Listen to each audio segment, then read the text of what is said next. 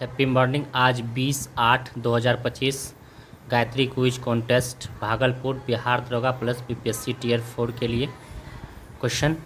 तो चलिए 1 number question से, ताम्रपाषाण काल में सबसे बड़ी ताम्र उपकरण डैश के गुंगुगेरिया से प्राप्त हुआ। गुंगुगेरिया से प्राप्त हुआ, तो मध्य प्रदेश से। ताम्रपाषाण काल में सबसे बड़ी ताम्र उपकरण डैश के गुंगुगेरिया से प्राप्त हुए, तो मध्य प्रदेश से। गुंगुगेरिया मध्य प्रदेश में, गुंगुगेरिया के मध्य प्रदेश से। याद रखेंगे, सबसे बड़ा ताम्रपाषाण गुंगुगेरिया से के मध्य प्रदेश से। क्वेश्चन 2 नंबर देखिए, भारत में अभिलेख का जनक किसे कहा जाता है? तो अशोक को। भारत में अभिलेख का जनक किसे कहा जाता है? अशोक को। और अभिलेख का अध्ययन इपिग्राफी कहलाता है। अभिलेखों का अध्ययन को इपिग्राफी कहते हैं। भारत में अभिलेख का जनक किसे कहा जाता है? तो अशोक को। क्वेश्चन नंबर 3 पर आएंगे, सही मिलान करने के लिए बोला जाता है वेद और ज्ञानी। तो ऋग्वेद होत्री और सामवेद उद्गाता। सामवेद उद्गाता। यजुर्वेद अधर्यु अथर्वेद ब्राह्मण। अथर्वेद ब्राह्मण हो जाएगा, अथर्वेद ब्राह्मण। इस तरह से ऑप्शन नंबर 4 सही मिलान सही हो जाएगा। क्वेश्चन नंबर 4 देखिए, महात्मा बुद्ध का जन्म, ज्ञान प्राप्ति तथा मृत्यु डैश महीने में पूर्णिमा के दिन हुआ था? बैसाखी महीने में। किस महीने में? बैसाखी महीने में हुआ था। महात्मा बुद्ध का जन्म, ज्ञान की प्राप्ति तथा मृत्यु, ये सभी बैसाखी महीने में ही हुआ था महात्मा बुद्ध का। क्वेश्चन नंबर 5 पर आएंगे, भारतीय इतिहास का स्वर्ण काल किसे कहा जाता है? गुप्त काल को। इसी गुप्त काल में मंदिर सब का भी जानकारी मिलता है। तो भारतीय इतिहास का स्वर्ण काल कहा जाता है गुप्त काल को। क्वेश्चन नंबर 6 देखिए, कलकत्ता शहर की स्थापना किसने की थी? जॉब चार्नक ने। कलकत्ता शहर की स्थापना जॉब चार्नक ने किया था। कलकत्ता शहर की स्थापना जॉब चार्नक ने। क्वेश्चन नंबर 7 देखिए, प्रथम आंग्ल बर्मा युद्ध के समय गवर्नर जनरल कौन था? लॉर्ड एम हस्ट था 1824 में। प्रथम आंग्ल बर्मा युद्ध के समय गवर्नर जनरल कौन था? लॉर्ड एम हस्ट था 1824।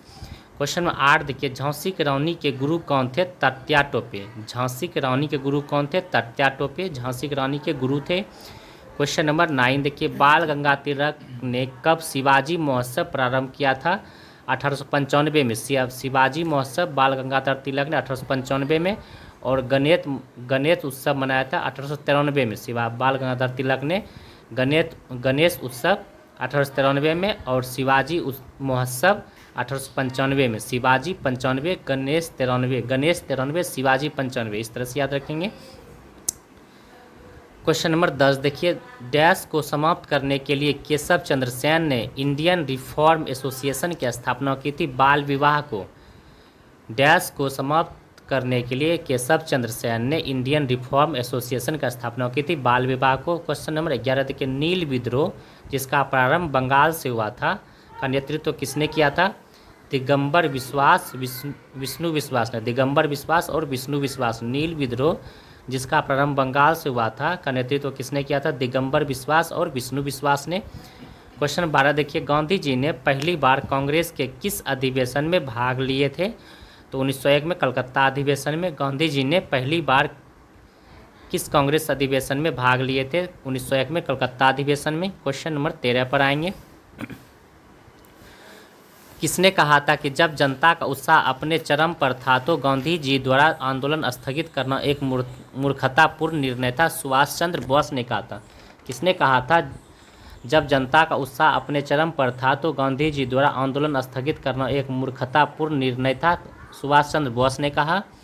क्वेश्चन नंबर 14 देखिए, अंतरिम सरकार में गठित गृह मंत्री कौन थे? सरदार पटेल थे। अंतरिम सरकार में गठित गृह मंत्री कौन थे? सरदार पटेल थे।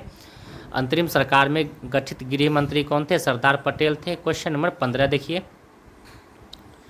वृत्त के केंद्र में 360 डिग्री का कोण बनता है? वृत्त के केंद्र में 360 डिग्री का कोण बनता है। इस माप की कल्पना डैश की सभ्यता के लोगों ने सर्वप्रथम किया था? सुमेरियर की सभ्यता। लेखन कला सुमेरियर संबंधित है। लेखन कला भी सुमेरियर से संबंधित है। तो वृत्त के केंद्र में 360 डिग्री का कोण बनता है। इस माप की कल्पना डैश की सभ्यता के लोगों ने सर्वप्रथम किया था? सुमेरियर की सभ्यता। क्वेश्चन नंबर 16 देखिए, डैश की क्रांति में रक्त का एक बूंद भी नहीं गिरा था इंग्लैंड की क्रांति में। डैश की क्रांति में रक्त का एक बूंद भी नहीं गिरा था इंग्लैंड की क्रांति में। डैश की क्रांति में रक्त का एक बूंद भी नहीं गिरा था इंग्लैंड की क्रांति में। क्वेश्चन नंबर 17 देखिए, प्रथम विश्व युद्ध की शुरुआत कब हुई थी? 28 जुलाई 1914 को। किस क्रांति में रक्त का एक बूंद भी नहीं गिरा था? इंग्लैंड की क्रांति। इसी को गौरवपूर्ण क्रांति या रक्तहीन क्रांति भी कहते हैं। गौरवपूर्ण क्रांति या रक्तहीन क्रांति भी इसी को कहते हैं। क्वेश्चन नंबर 17 देखिए, प्रथम विश्व युद्ध की शुरुआत कब हुई थी? 28 जुलाई 1914 को। प्रथम विश्व युद्ध की शुरुआत कब हुई थी? 28 जुलाई 1914 को। प्रथम विश्व युद्ध की शुरुआत कब हुई थी? 28 जुलाई 1914 को। प्रथम विश्व युद्ध की शुरुआत कब हुई थी? 28 जुलाई 1914 को। क्वेश्चन 18 देखिए, इटली की तलवार किसे कहा जाता है? तो गैरीबाल्डी को। इटली का तलवार किसे कहा जाता है? गैरीबाल्डी को। इटली का तलवार किसे कहा जाता है? गैरीबाल्डी को। इटली का तलवार किसे कहा जाता है? इटली का तलवार गैरीबाल्डी को। इटली का तलवार किसे कहा जाता है? गैरीबाल्डी को। क्वेश्चन नंबर 19 देखिए, बिहार में किस ताप विद्युत संयंत्र का निर्माण रूसी सहायता से हुआ और 1962 में संचालन शुरू हुआ? तो Barauni thermal power plant station. Barauni thermal power station. Bihar में किस ताप विद्युत संयंत्र का निर्माण रूसी सहायता से हुआ और 1962 में संचालन शुरू हुआ? तो बरौनी थर्मल पावर स्टेशन।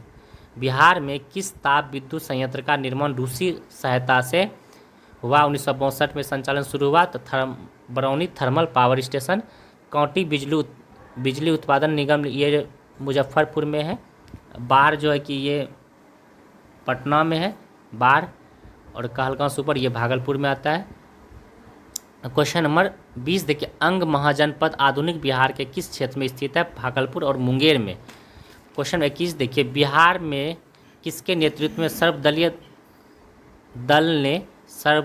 दल ने साइमन कमीशन का बहिष्कार किया था? अनुग्रह नारायण सिंह ने। बिहार में किसके नेतृत्व में सर्वदलीय दल ने साइमन कमीशन का बहिष्कार किया था? अनुग्रह नारायण सिंह। क्वेश्चन नंबर 22 देखिए, पितृपक्ष मेला बिहार में निम्नलिखित में किस शहर में लगता है? गया में। क्वेश्चन नंबर 23 देखिए, निम्नलिखित में कौन सा शहर बिहार में पूर्वी दिशा में स्थित है? तो कटिहार। पूर्वी दिशा में स्थित है कटिहार, और यहीं पे गंगा और कोसी नदी कटिहार जिला में ही काढ़ागोला के पास मिलती है, कुर्सेला के पास। क्वेश्चन नंबर 24 देखिए, तने या जड़ के व्यास में वृद्धि किसके कारण होती है? तो कैम्ब्रियन के कारण। किसके कारण? कैम्ब्रियन के कारण। तने या जड़ के व्यास में वृद्धि किसके कारण होता है? कैम्ब्रियन के कारण। क्वेश्चन 25 देखिए, निम्नलिखित में से पौधे का कौन सा भाग वनस्पतिक प्रवर्धन में भाग नहीं लेता है? फूल नहीं लेता है। निम्नलिखित में से पौधे का कौन सा भाग वनस्पति प्रवर्धन में भाग नहीं लेता है? फूल नहीं लेता है। तने या जड़ के व्यास में वृद्धि किसके कारण होता है? तो कैम्ब्रियन के कारण। किसके कारण? कैम्ब्रियन के कारण। निम्नलिखित में पौधे का कौन सा भाग वनस्पतिक प्रवर्धन में भाग नहीं लेता है? फूल। क्वेश्चन नंबर 26 देखिए, उदासीन विलयन का पीएच मान 7 होता है। उदासीन विलयन का पीएच मान 7 होता है। क्वेश्चन नंबर 27 देखिए, निम्नलिखित कौन रोग लिस्मीनिया डोनावानी, इस तरह से लिखेंगे, लिस्मीनिया डोनावानी के कारण होता है? तो कालाजार अस्थि मज्जा, जिसे कहते हैं कालाजार अस्थि मज्जा, ये सब लिस्मेनिया डोनावानी के कारण कौन सा रोग होता है? कालाजार अस्थि मज्जा। क्वेश्चन नंबर 28 तक, एक अवतल दर्पण में वस्तु का दर्पण के ध्रुव और फोकस बिंदु के बीच रखा जाता है। एक अवतल दर्पण में वस्तु को दर्पण के ध्रुव और फोकस बिंदु के बीच रखा जाता है। प्रतिबिंब प्रकृति क्या होगा? आभासी और सीधा। प्रतिबिंब प्रकृति क्या होगा? आभासी और सीधा होगा। क्वेश्चन 29 देखिए, जब किसी वस्तु को ऊपर की ओर फेंका जाता है तो गुरुत्वाकर्षण बल गति की दिशा के विपरीत होता है। गति के दिशा के विपरीत होता है। जब किसी वस्तु को ऊपर की ओर फेंका जाता है तो गुरुत्वाकर्षण बल गति की दिशा के विपरीत होता है।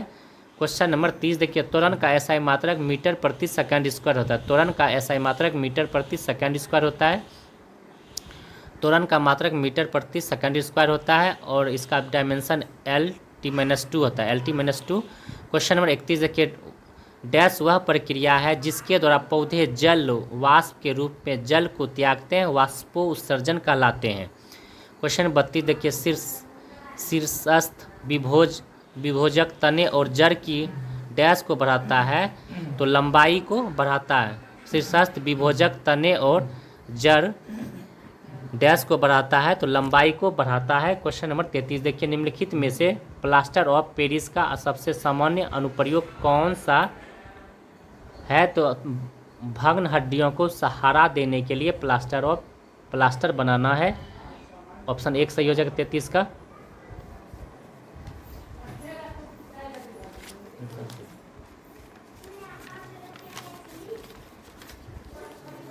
क्वेश्चन नंबर 34 देखिए, निम्नलिखित में से किस जीव में 3 कक्षीय हृदय होता है? 3 कक्षीय हृदय होता है उभयचर में, जो उभयचर यानी मेढक में 3 कक्षीय हृदय होता है, और स्तनधारी में 4 होता है, पक्षी में भी 4 होता है, और मछली में 2 कक्ष होता है। तो ये भी याद रखेंगे, स्तनधारी में 4, पक्षी में भी 4, मछली में 2 और मेढक में 3 कक्ष होता है। क्वेश्चन 35 देखिए, निम्नलिखित में से धातुओं को कौन से युग मुक्त अवस्था में पाया जाता है? सोना और चांदी मुक्त अवस्था में पाया जाता है। क्वेश्चन नंबर 36 पर आएंगे, निम्नलिखित में कौन यांत्रिक ऊर्जा का भाग है? तो स्थितिज ऊर्जा हो जाएगा, गतिज ऊर्जा प्लस स्थितिज ऊर्जा बराबर यांत्रिक ऊर्जा हो जाएगा। गतिज ऊर्जा प्लस स्थितिज ऊर्जा बराबर यांत्रिक ऊर्जा। इस तरह से निम्नलिखित कौन सा यांत्रिक ऊर्जा का भाग है? तो स्थितिज ऊर्जा हो जाएगा। क्वेश्चन नंबर 37 देखिए, निम्नलिखित में कौन सा अम्लों का एक विशिष्ट गुण है? ये नीले लिटमस पेपर को लाल कर देता है। ये नीले लिटमस पेपर को लाल कर देता है अम्ल। निम्नलिखित में कौन सा अम्लों का एक विशिष्ट गुण है? ये नीले लिटमस पेपर को लाल कर देता है, और इसका pH मान 7 से कम होता है। उदासीन 7 के बराबर होता है, और क्षारीय 7 से अधिक होता है।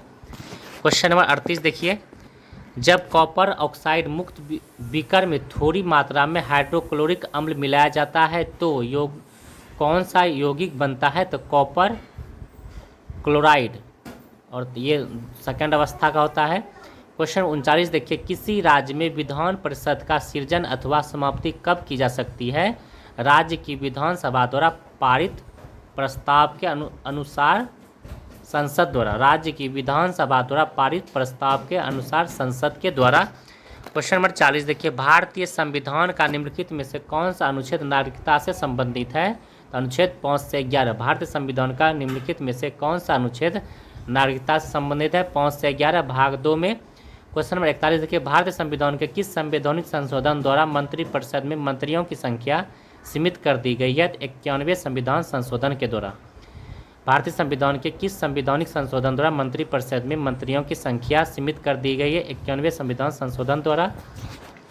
क्वेश्चन 42 देखिए, संसद की गणपूर्ति निश्चित है, सदन के सदस्यता का 10वां भाग। संसद की गणपूर्ति निश्चित है, सदन के सदस्य का 10वां भाग।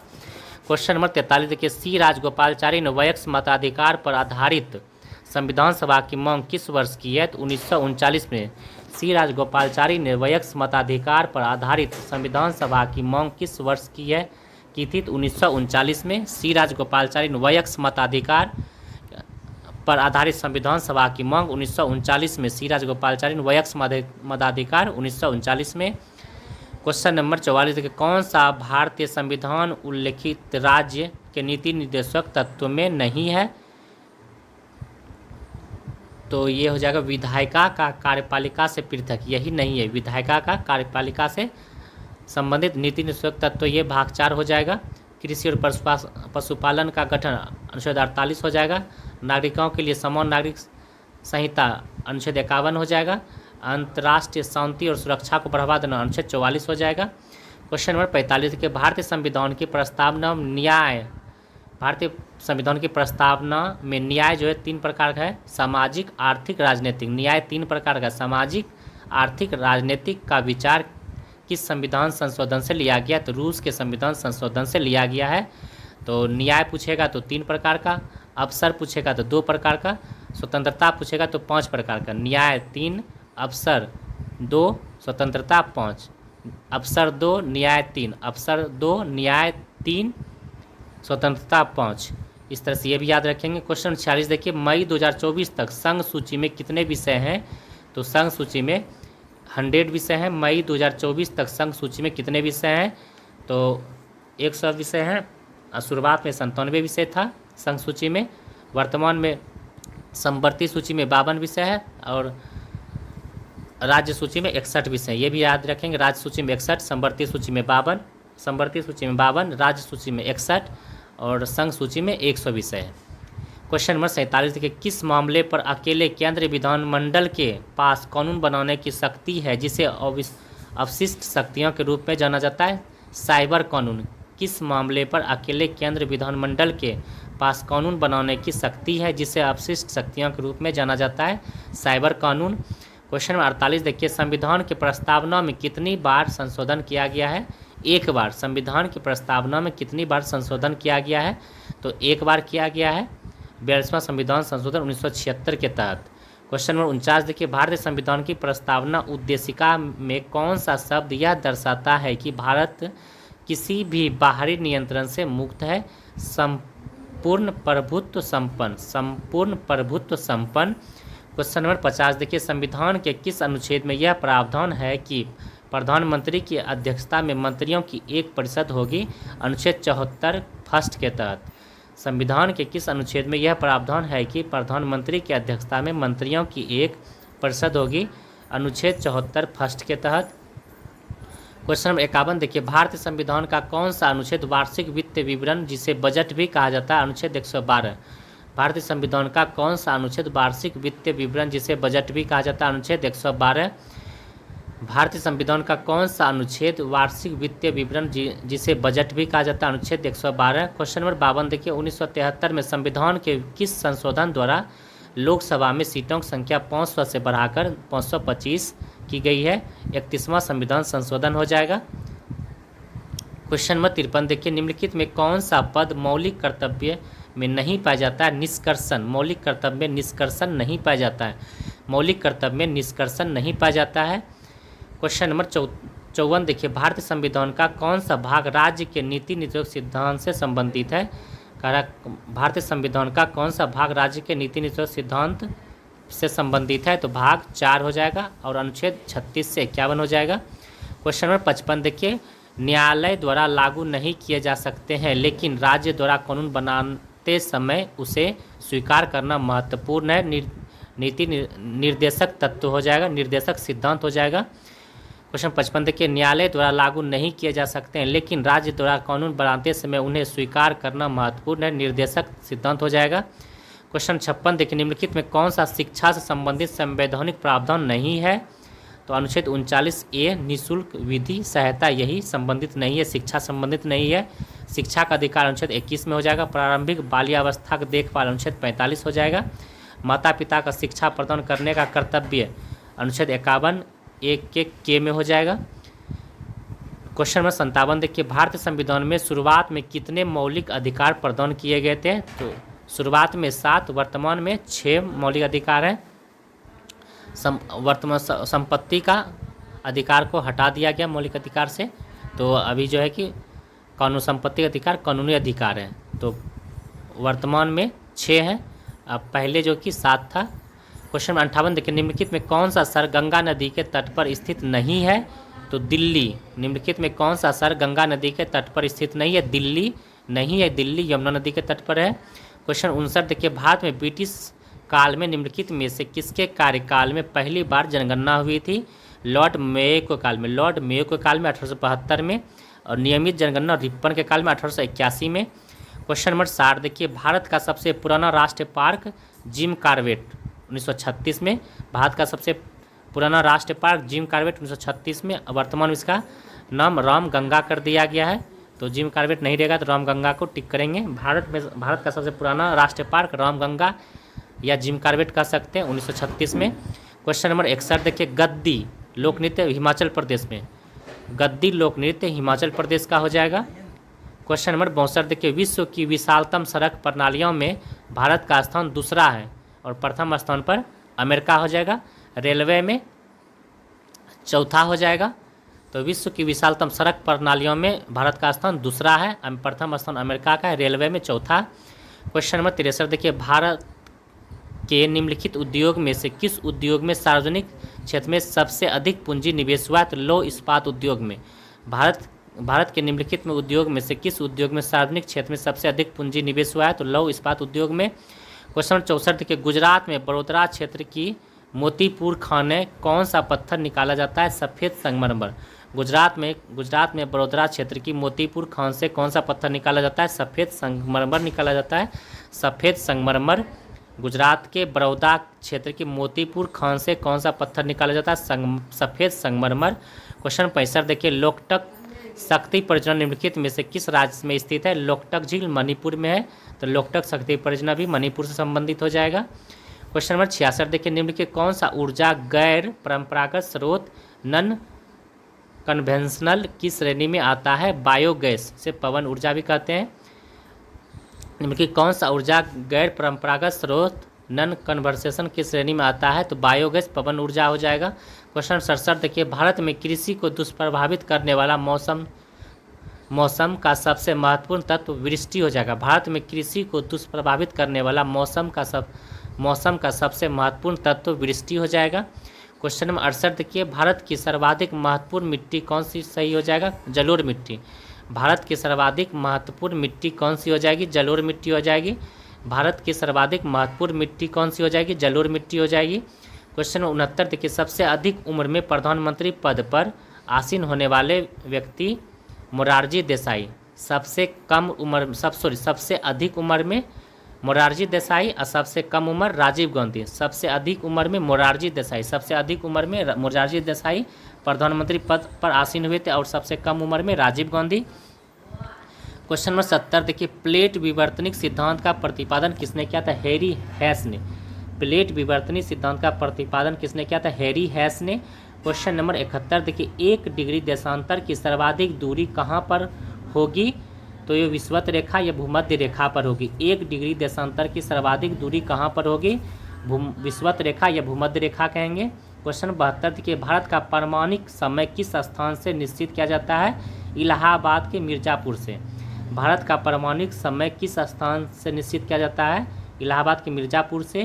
क्वेश्चन नंबर 73 देखिए, कोयला किस चट्टान में पाया जाता है? कोयला परतदार चट्टान में पाया जाता है। कोयला परतदार चट्टान में पाया जाता है। कोयला किस प्रकार के चट्टान में पाया जाता है? परतदार चट्टान में कोयला पाया जाता है। क्वेश्चन 74 देखिए, सुनामी का मुख्य कारण क्या है? तो सुनामी का मुख्य कारण भूकंप है, उसके बाद चक्रवात होता है। सुनामी का मुख्य कारण क्या है? तो भूकंप, तब भूकंप के बाद तब वो चक्रवात में परिवर्तित हो जाएगा। क्वेश्चन नंबर 75 देखिए, कोल्डेरा डैश से संबंधित है। क्वेश्चन 75 है, कोल्डेरा डैश से संबंधित है। तो कोल्डेरा जो है कि ज्वालामुखी से संबंधित है। कोल्डेरा ज्वालामुखी संबंधित है। कोल्डेरा ज्वालामुखी संबंधित है। कोल्डेरा ज्वालामुखी संबंधित है। कोल्डेरा ज्वालामुखी संबंधित है।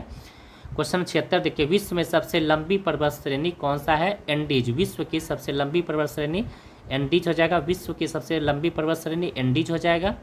क्वेश्चन 77 देखिए, किस ऋतु में क्षोभ मंडल की ऊंचाई में वृद्धि होती है? ग्रीष्म ऋतु में। किस ऋतु में क्षोभ मंडल की ऊंचाई में वृद्धि होती है? ग्रीष्म ऋतु में क्षोभ मंडल की ऊंचाई में वृद्धि होती है ग्रीष्म ऋतु में। क्वेश्चन 78 देखिए, समुद्र समीर डैश से समय बहती है? तो दिन के समय। समुद्री समीर दिन के समय।